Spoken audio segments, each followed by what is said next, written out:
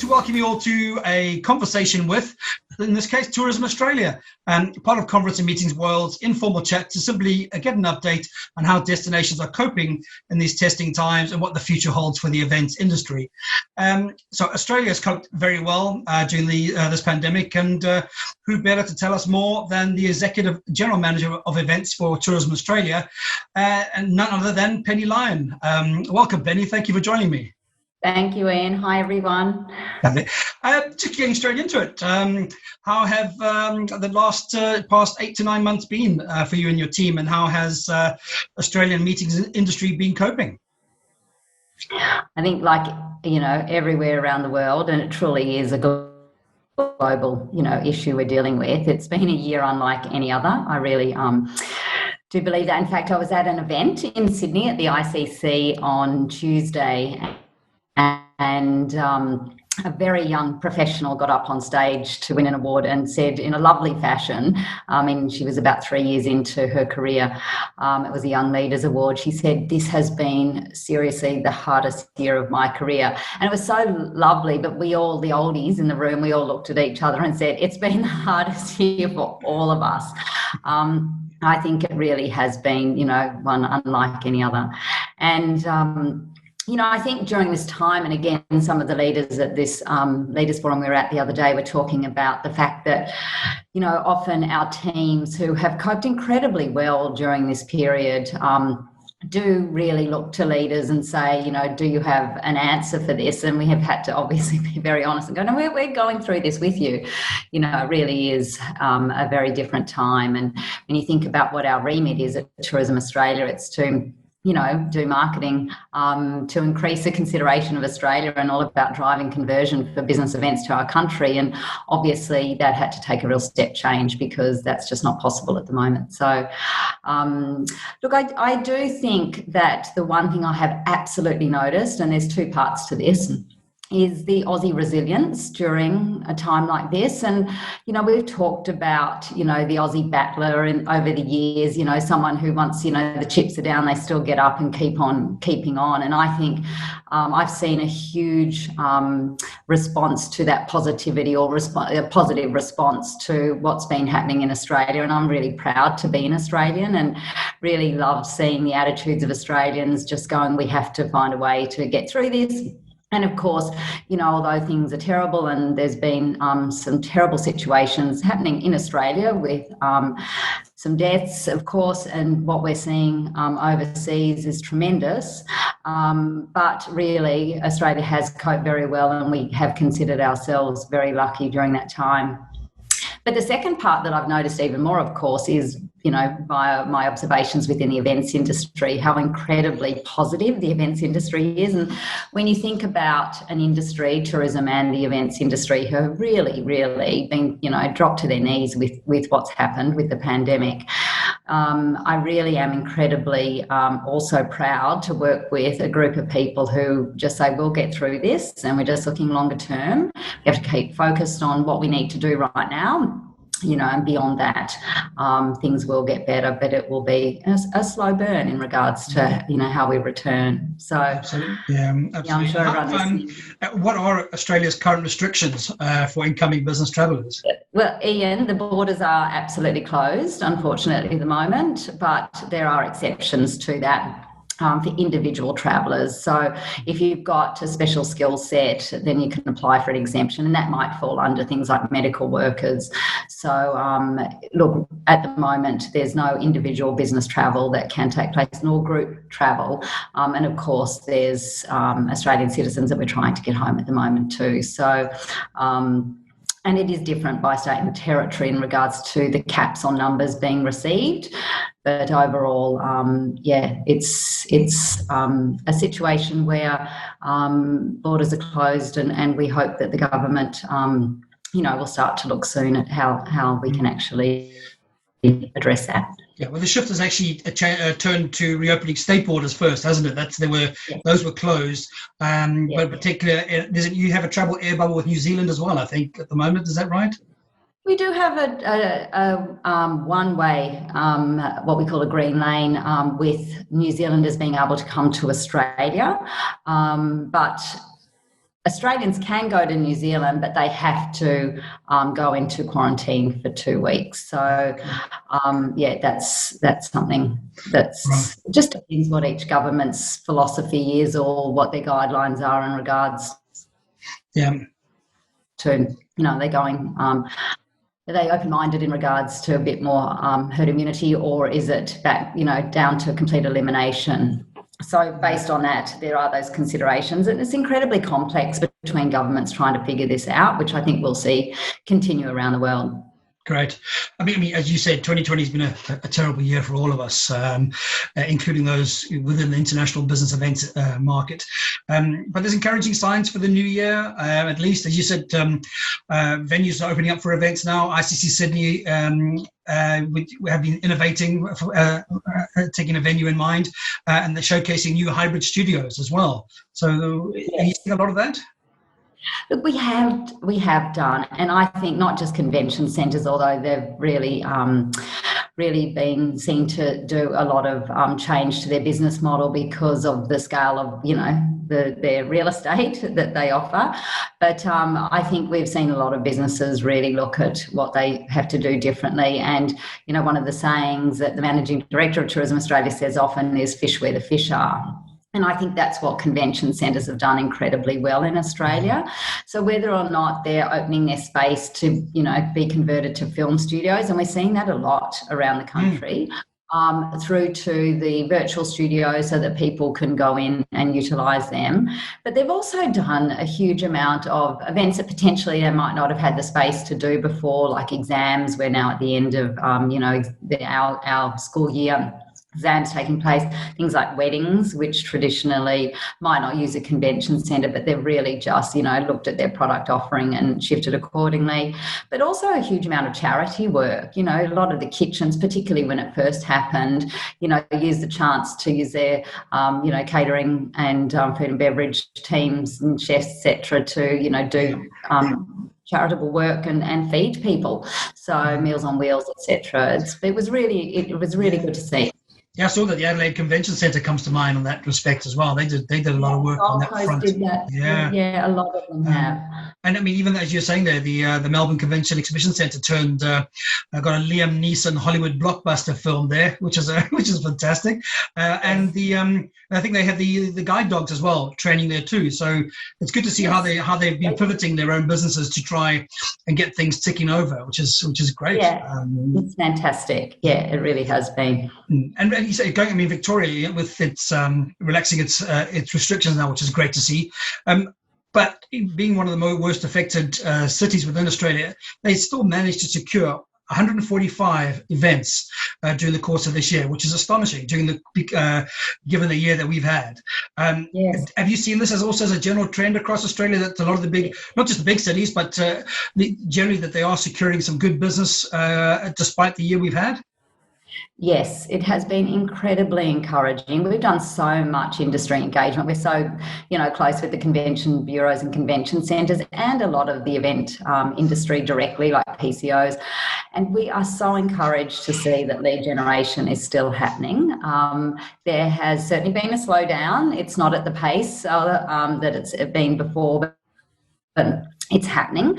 So most of the Australian industry, particularly ones interested or working in the the inbound market for Australia, were absolutely focused on staying engaged with their customers and making sure they had the opportunity, whether it was postponing, there were barely any cancellations, and then just working on future events. So longer lead time for sure, but definitely happening. So Melbourne was a great example of that, and they put that press release out recently. And yourselves, have you been able to use this downtime to plan some fresh international marketing approaches? We absolutely have. Sorry, my hay fever's playing up. Look, we've used the opportunity. There's two parts that we shifted our focus to help domestic market, because as you just said, our state borders are just starting to reopen. So there's a really good opportunity for us to help Australia from a national perspective.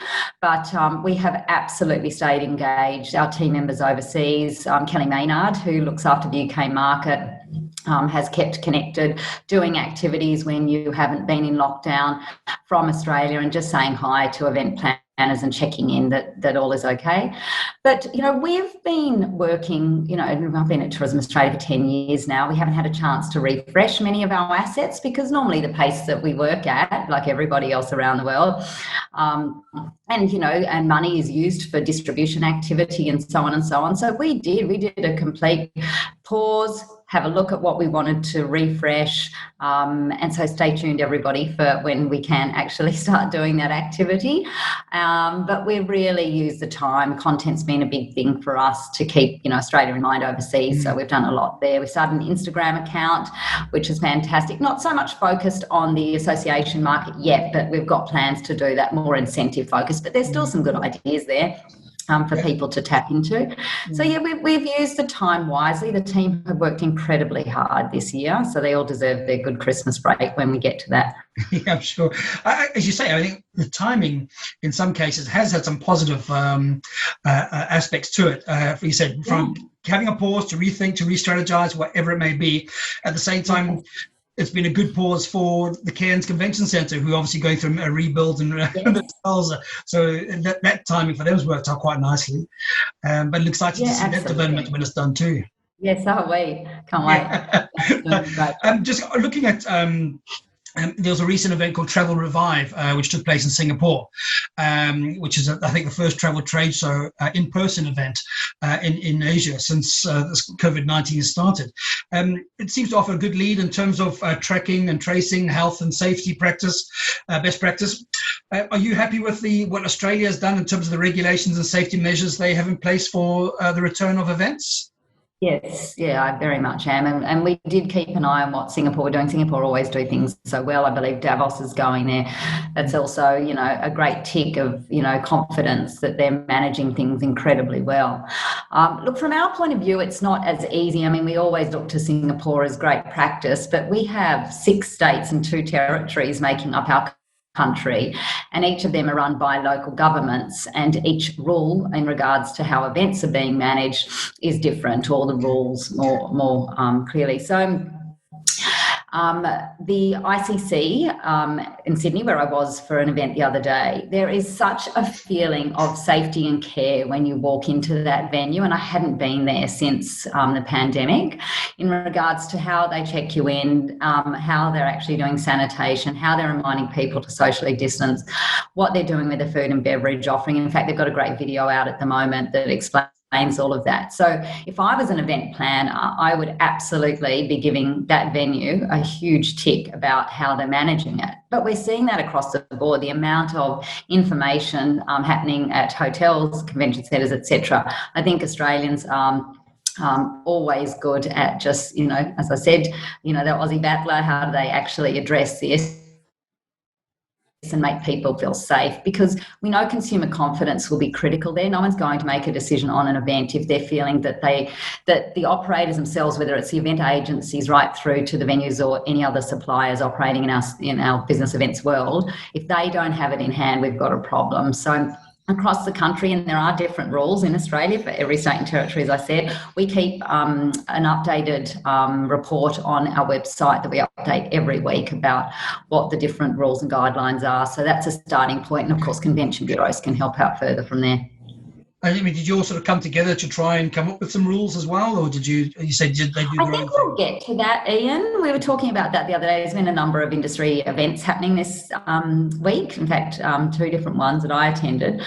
I think we'll hopefully get to that from a federal point of view, but because, Victoria are only just coming out of lockdown, South Australia had a pause recently. Western Australia's been completely fine throughout all of this. So because of we're a large country. We say Australia fits, within the United States, all of Europe. So there does have to be different guidelines based on what's going on in different states and territories. Of course, yeah. And in terms, we've seen from our side the industry associations have come together and they've contributed greatly to putting new regulations in place, basically showing how much of a family the global industry, events industry is. It's also showing us who stepped up to the plate as well. More than others. Have you seen that on your side as well? Have you maintained international contacts and collaborations during these times? Yes, we have, but probably more focused on the customers because, they've gone through such an incredibly tough time. So, the engagement strategy and just checking in, as I said, there's been lead generation going on. So there's still been some needs there. But because of what's happened, and I feel that this year's been quite a reactive year for many of us around the world. So our core focus has been on the Australian industry, and we have a few different associations that represent the business events world. It's been tremendous to see them band together and work together on how they can help represent and assist industry. So in that instance, that's been fantastic to see, and talking to government regularly and keeping government informed. So, I think that's our important first step and focus. Yeah, I must say I've seen the Exhibition and Event Association of Australia, the Business Events Council of Australia as well, and the Association of Australian Convention. They've all been very active in keeping everybody updated. But the wonderful thing that they do is they feed into the Business Events Council of Australia. So every individual, whether it's the Professional Conference Association of Australia or if it's the Association of Australian Convention Bureau and Events and Exhibitions Association, all of them feed into Becca, as we call it, and Becca does the advocacy work. So it is a one voice message through, and that's a really powerful thing for us. Yeah, and it seems to have got through because obviously the Prime Minister has taken he's come out publicly, hasn't he, and given us support for the industry, the JobKeepers allowance as well. I think that's what it was called. Yes. So the support from the government has been there, which is, I think, a lot of us especially within the UK, have struggled to do. Yeah, they've been fantastic. I mean, the Prime Minister of our country used to run Tourism Australia, so he gets the industry. And Minister Birmingham, who sadly great for him, he's got a new portfolio in finance, but he won't be our tourism minister going into next year. But he's been absolutely terrific and very supportive and understanding of the industry. So Minister Birmingham and the Prime Minister were very helpful with the $50 million funding support that was announced fairly recently. Oh, brilliant. That's good to hear. And in terms of your priorities as a tourism bureau for 2021 and beyond, how do you see the market coming back, and what would be Australia's role in that? Yeah, look, the core focus is getting recovery ready. So, get everything together and make sure it's the right thing. We've always said right message, right moment, right time. And I think that will have to be critical. We'll look to possible scenarios like I'm sure every other destination is doing with bubble markets. If and when they happen, we'll be able to shift our resources and look at that accordingly. But our core markets won't change.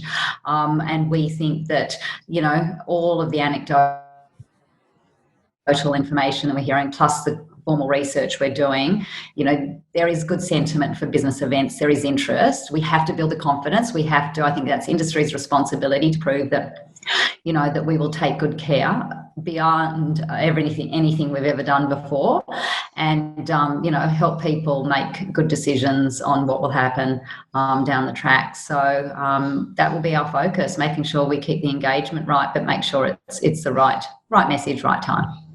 And just putting on the spot, in terms of going forward, is there anything you've taken from this year that you could take up, anything positive from this year that you could take into the years ahead? Yeah, look, I have. I mean, it's interesting. Government agency. We are a government agency at Tourism Australia, but I worked in a commercial event agency land for most of my. I've been in this industry for 30 years, and the last 10 years has been with Tourism Australia. But pre that, I was with agencies, and I think it sort of goes back to what I did. What I said at the beginning of this interview, that keep positive. People are incredibly resilient. People want to do well, and they want to have better times ahead. And I think working with my team, I've been so proud of the work that they've done, and they've just been so completely focused on helping an industry that really has been doing it tough. And we're not just doing that for the Australian industry, we want to do that from a global industry. So I think from that work point of view, from a personal point of view, I've actually loved having a bit of a break from travel, even though I love it. But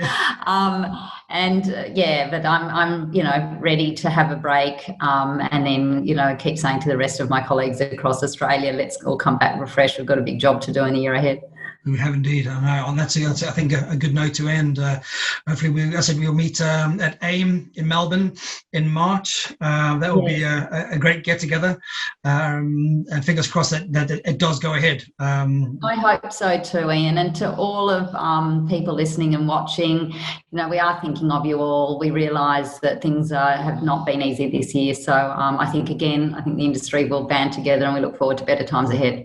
Absolutely. No, I appreciate it. Thank you for your updating us on developments in Australia, and hopefully as we reach the end of the road, and 2021 will be a better prospect and outlook for all of us. Absolutely. But thank you. And as I said, I appreciate your time and effort and your support as always, and look forward to seeing you again in person soon. Always good to see you, Ian. Take care. Thanks, Penny. All the best.